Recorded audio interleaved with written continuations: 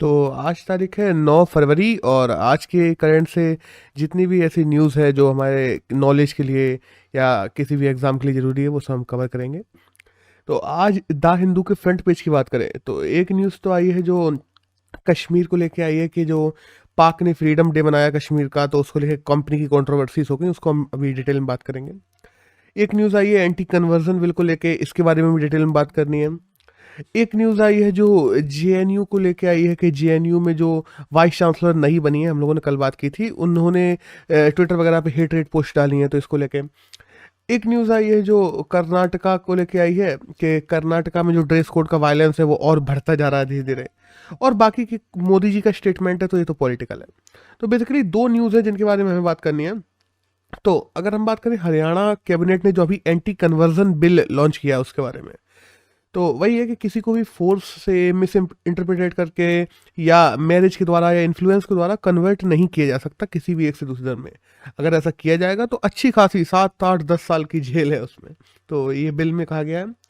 बाकी जो burden of proof कहा जाता है ना कि कौन प्रूफ करेगा कि ऐसा हुआ है, तो बर्डन ऑफ प्रूफ एक्यूज पे डाल दिया गया है। तो अगर कोई केस लगाता है, जैसे कोई एक्स बंदा वाई पे केस लगाता है कि इसने मुझे कन्वर्ट करवाया, तो वाई को प्रूफ करना होगा कि मैंने कन्वर्ट नहीं करवाया है।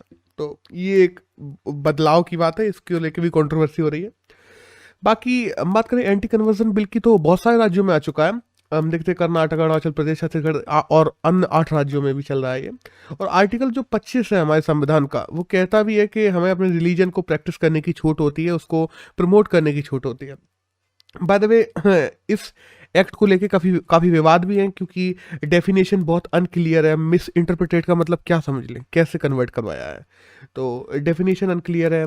सेकुलरिज्म को ये धक्का पहुंचाता है, बहुत से लोगों का कहना ये है। और उसके बाद में माइनॉरिटीज़ के राइट्स का ध्यान नहीं रखा गया इसमें। और साथ साथ में थोड़ी लव मैरिज वाली एक एंगल भी आ जाता है कि मान लो किसी की लव मैरिज हुई है, अब उस सीन में तो मतलब केवल लड़की ही नहीं, उसके घर वाले भी चेंज करवा सकते हैं। तो हो सकता है लड़के के खिलाफ उसके घर वाले कर दें केस, तो ये सीन है।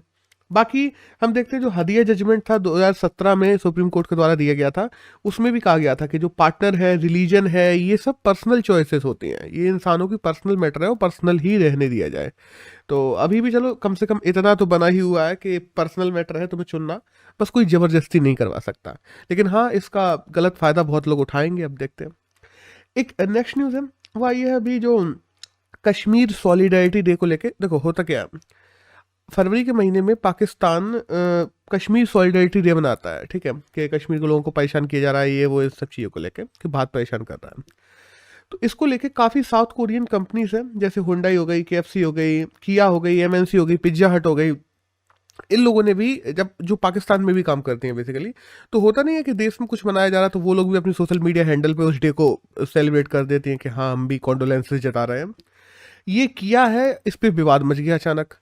तो फिर बाद में इन सारी कंपनियों ने माफ़ी मांगी और सब ने कहा कि ना, हम कश्मीर इशू को लेके ना तो इंडिया के साइड है ना पाकिस्तान के साइड है, हम तो केवल बस एक डे था तो हमसे गलती हुई है, ये वो फलान ढिकाने। अब देखो वही सीन हो जाता है ना कि उनको पता नहीं था कश्मीर इशू इतना बड़ा है दो देशों के लिए, और उन लोगों ने कर दिया विश, तो सीन हो गया। और फिर हमारे जयशंकर जी जो है फॉरेन मिनिस्टर, उन्होंने इंटरफेयर किया इसमें। फिर बाकी बाद में कंपनी ने माफ़ी मांगी, तो पूरे दिन इसका शोर मचा रहा।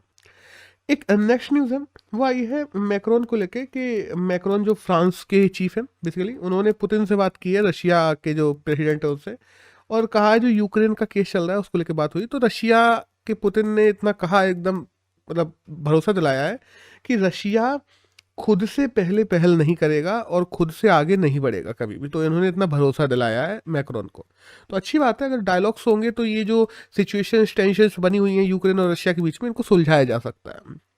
एक नेक्स्ट न्यूज़ है, वो आई है अभी जो सेमीकंडक्टर शॉर्टेज, हम लोग जानते हैं चिप शॉर्टेज पूरी दुनिया में चल रही है।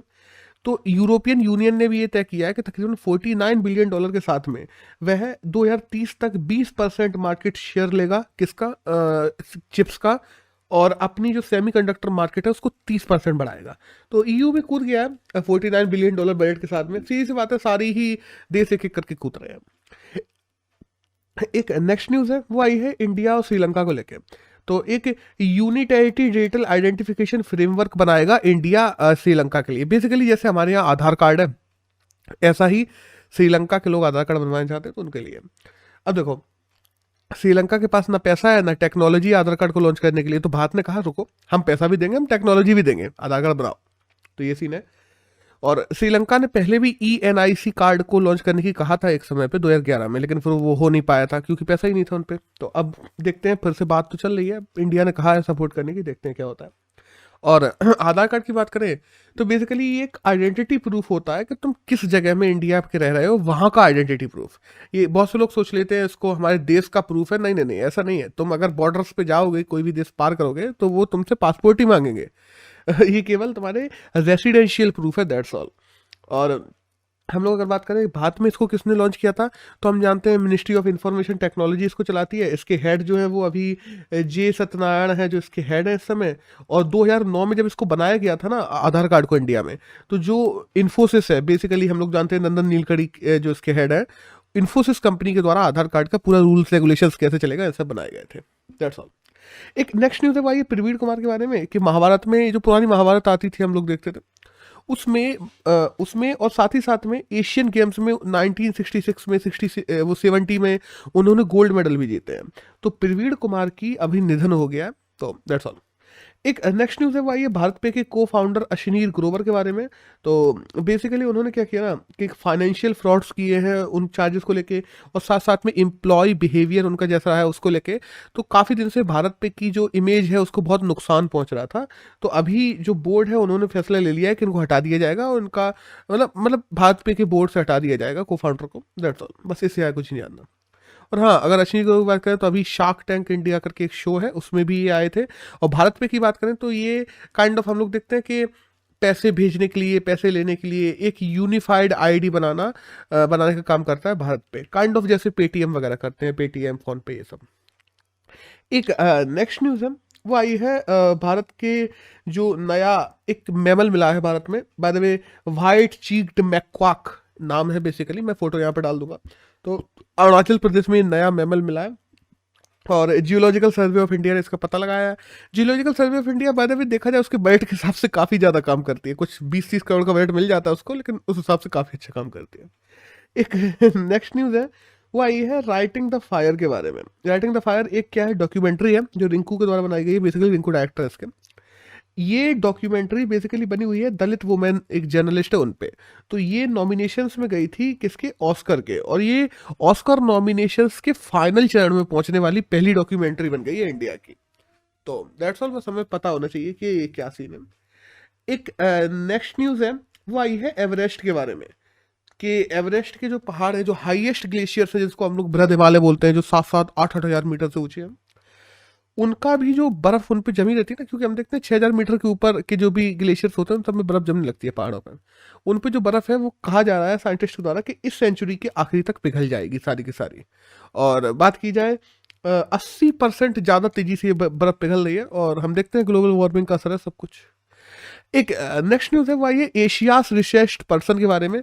तो अभी तक हम लोग जानते हैं एशिया के सबसे अमीर आदमी होते थे मुकेश अंबानी, इनको पीछे छोड़ते हुए गौतम अडानी अब बन गए हैं $88 बिलियन की अपनी पैसे के साथ में, बेसिकली कहा जाता हूँ। That's all. एक नेक्स्ट न्यूज़ आई है पर्वतमाला स्कीम के बारे में। पर्वतमाला स्कीम हम लोगों ने याद हो बजट में भी की थी। तो बेसिकली हिल कनेक्टिविटी को बढ़ाने के लिए पीपीपी मॉडल पे लाइंस बनाई जाएंगी, ट्रेल लाइंस बनाई जाएंगी, और इन सब के हिल एरियाज को आपस में जोड़ा जाएगा। तो जो पर्वतमाला स्कीम है उसके तहत गवर्नमेंट ने एक चीज़ और कर दी है कि जो government of India allocation of business rule 1961 था, उसमें जो जरूरी चेंजेस है उनको ला दिया गया है। तो अच्छा है इस स्कीम की तरफ इतनी तेजी से काम हो रहा है। अगर इस तेजी से चलता है तो जो साल के एंड तक इन लोगों ने जो टारगेट रखा है वो काफ़ी हद तक पूरा भी हो जाएगा। एक नेक्स्ट न्यूज़ है वो आई है सोलर टैरिफ के बारे में। बेसिकली देखो होता क्या, सोलर टैरिफ को पूल करके बेसिकली जो रिन्यूएबल एनर्जी है उसके शेयर को बढ़ाने की बात चल रही है यहाँ पे। कि जैसे हम लोग देखते हैं ना, छतों पे लोग सोलर पैनल्स वगैरह लगा लेते हैं, सरकार कई बार उनके सोलर पैनल से बिजली वगैरह खरीदती भी है। तो इसको पीपीए मॉडल पे, मतलब बेसिकली पावर परचेसिंग एग्रीमेंट के मॉडल पे लेके आना चाह रही है कंपनी, सरकार लेके आना चाह रही है, जिसमें क्या हो ना कि जो लोगों ने घर पे सोलर पैनल लगा के रखे हैं, अगर उन पे एक्स्ट्रा एनर्जी है तो वो केवल सरकार को ना बेचे, वो प्राइवेट कंपनियां भी चाहें तो वो भी उन्हें खरीद सके। तो इसके लिए पूरा मॉडल बनाया जा रहा है, अब देखते हैं क्या होता है। एक नेक्स्ट न्यूज़ है, वो आई है माइक्रोब्स के बारे में। बेसिकली जो अंटार्कटिक में हम लोग देखते हैं, वहाँ पे बहुत ज़्यादा पॉल्यूशन बढ़ता जा रहा है, माइक्रो बैक्टीरियाज वगैरह बढ़ते जा रहे हैं, बहुत प्रॉब्लम हो रही है। तो इनको देखते हुए भारत ने वहाँ पे माइक्रोब्स का यूज करने का सोचा है कि माइक्रोब्स का यूज करेंगे और वहाँ पे जो पॉल्यूटेंट है, पॉल्यूशन है, उसको खत्म करेंगे। अब लोग सोचते हैं माइक्रोबायोम से या माइक्रोब्स से कैसे खत्म हो सकता है पॉल्यूशन। तो ऐसा किया जा चुका है, पहले भी हम देखते हैं कि गोवा के पास में जो तेल वेल फेंक गया था, यहाँ पे इधर हम देखते हैं कर्नाटक के पास में भी सेम चीज़ें हुई थी। तो हम लोगों ने वहाँ पे माइक्रोब्स डाले थे जो वहाँ पे तेल के जितने अणु थे उनको सोख लिया था और उनको फिर बाहर निकाल लिया था, जिससे पानी पूरा साफ हो गया था। तो ऐसा ही कुछ किया जाएगा वहाँ पे। तो दैट्स ऑल। एक नेक्स्ट न्यूज़ है, वो आई है वायनाड वाइल्ड लाइफ सेंचुरी को लेके। हम जानते हैं Wayanad wild life sanctuary Kerala में है, और वायनाड से इस समय अपने जो एमपी है वो राहुल गांधी भी है, जो कांग्रेस के एक टाइम पे अध्यक्ष भी हुआ करते थे। तो बेसिकली इस सेंचुरी में जो एनिमल्स का माइग्रेशन है वो शुरू हो गया है। होता क्या है ना, गर्मियाँ जैसे जैसे आती हैं, सर्दियाँ जाती हैं, तो आसपास के जो लोग साउथ में चले जाते हैं, ज़्यादातर जो क्या कहते हैं जानवर, वो वापस आने लगते हैं वायनाड सेंचुरी में। तो ये माइग्रेशन शुरू हो गया है। और वायनाड सेंचुरी की बात करें तो ये नीलगिरी हिल्स पे पाई जाती है बेसिकली। और नीलगिरी हिल्स उनको कहा जाता है जहाँ पे ईस्टर्न और वेस्टर्न घाट्स के जस्ट बीच में बसी हुई है, बहुत सुंदर जगह है। तो दैट्स ऑल। एक नेक्स्ट न्यूज़ है, वह ये है कबीर ऑफ कर्नाटक के बारे में, कि इब्राहिम जिनको हम लोग देखते हैं पद्मा अवार्ड्स वगैरह भी मिले हुए हैं, उनको कबीर ऑफ कर्नाटक भी कहा जाता था। तो उनका हाल ही में निधन हो गया है। और इन्होंने सोशल वेलफेयर के लिए काफ़ी काम किए हैं, और साथ ही साथ इन्हें कविता वगैरह भी लिखते थे। तो दैट्स ऑल। तो आज के न्यूज़ में तो यही था। और अगर आज के एडिटोरियल की बात करें तो मुझे तो ऐसा कोई एडिटोरियल नहीं दिखा जो हमारे एग्जाम के लिए ज़रूरी हो। तो दैट्स ऑल। अगर हम बात करते हैं 9 फरवरी की, तो यही करंट था जो हमें किसी भी एग्जाम में जानने के लिए ज़रूरी था।